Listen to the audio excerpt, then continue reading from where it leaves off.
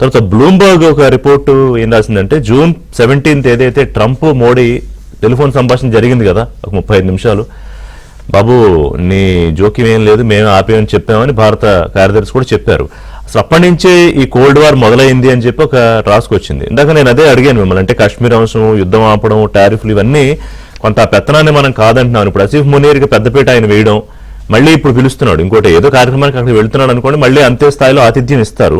So ఒక trade war పక్కన మరోవైపు పాకిస్తాన్ అమెరికా రిలేషన్స్ బలోపేతం, ఆ పాకిస్తాన్తో కూడా ఆయిల్ ట్రేడ్ ఏదో చేసుకుంటున్నారు కదా. సో అదే రకంగా కొంత ఇబ్బందికరంగా మారుతుందా మనకి? అన్మ్యూట్ అండి, అన్మ్యూట్. ట్రంప్ వైఖరి తీసుకుంటే అండి కేవలం ట్రేడ్ విషయమే కాదు, వాణిజ్య విషయమే కాదు, రాజకీయంగా కూడా ఆయన కొంత మన మీద ఒత్తిడి తీసుకురావడం జరుగుతుంది. పాకిస్తాన్ తో నిజంగా ఆయన ఎంత దూరం వెళ్తారు అని ఆలోచించి చూడాలి. ఎందుకంటే చాలా కథనాలు చెప్పేది ఏంటంటే రేర్ ఎర్త్ మెటల్స్ కానివ్వండి లేదా వివిధ ఖనిజ సంపత్తి ఏదైతే ఉందో అది అమెరికన్ ప్రైవేట్ కంపెనీస్ కొన్నిటికి ఇద్దామని ఆయన తపన పడుతున్నట్టు కనపడుతోంది మనకి. బట్ చూడాలి ఎంత దూరం వెళ్ళగలరు. ఎందుకంటే at the end of the day Bharat యొక్క అంత పెద్ద మార్కెట్ మళ్ళీ దొరకటం చాలా కష్టం.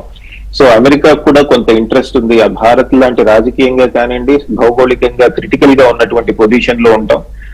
ఇటువంటి దేశంతో స్నేహాలు పూర్తిగా చెడగొట్టుకొని కొంత మన దేశాన్ని కష్టపెట్టడం అన్నది అంత మంచి విషయం కాదు అమెరికా కూడా. కానీ మీరు ఇందాక చాలా మంచి పాయింట్ చెప్పారండి, సంబంధాలని సంఖ్యల్లో చూడటం సమంజసమా అని. అది చాలా కరెక్ట్ పాయింట్ అండి. ఎందుకంటే బయలాటరల్ రిలేషన్షిప్ ఏదైనా పర్సనల్ రిలేషన్షిప్స్ నుంచి బయలాటరల్ దేశాల మధ్య ఉన్న రిలేషన్షిప్స్ ని సంఖ్యల్లో చూడటం మొదలెడితే వాటి యొక్క ఎసెన్స్ మర్చిపోతారండి జనాలు. ఉదాహరణకి నిజమే టారిఫ్స్ వేస్తున్నారు 50% అనేది ఇది అని, వాటిల్లో ఇందాక వికే ప్రసాద్ గారు చెప్పినట్టు కొన్ని అంశాల్లో మనకి పెద్దగా ఇబ్బంది ఉండదు, టెక్స్టైల్ వంటి రంగాల్లో కొద్దిగా ఇబ్బంది వస్తుంది. అలానే ఫిషరీస్ వాటిల్లో తాత్కాలికంగా ఇబ్బందులు వస్తాయి.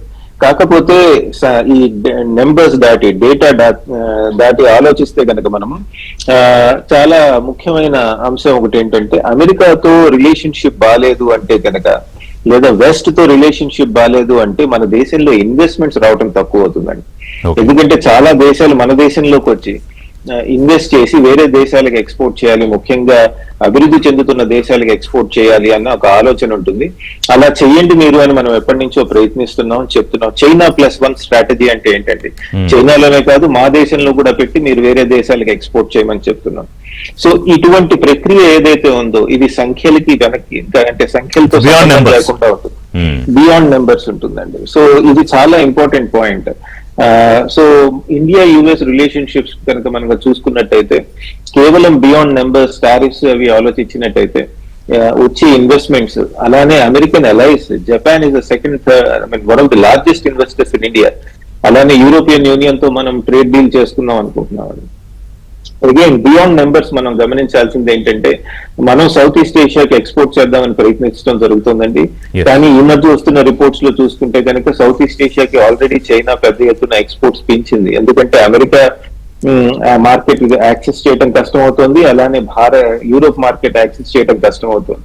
సో ఇప్పుడు ఏంటంటే ఒక విచిత్రమైన పొజిషన్ లో ఉన్నారు ఈ చైనా కానీ ఇండియా కానీ లేదా మిగతా డెవలపింగ్ నేషన్స్ ఏవైతే ఉన్నాయో, అభివృద్ధి చెందుతున్న దేశాలు ఏవైతే ఉన్నాయో, ఏంటది అందరూ ఒకటే మార్కెట్ కోసం ట్రై చేస్తున్నారు. ఎందుకని అమెరికా యూరోప్ గోడలకు కట్టేశాయి కాబట్టి మనలో మనకి ఎవరికి ఎక్కువ పెంచుకోవచ్చు అనే ప్రయత్నం నడుస్తుంది. దానివల్ల కొద్దిగా కష్టాలు వచ్చే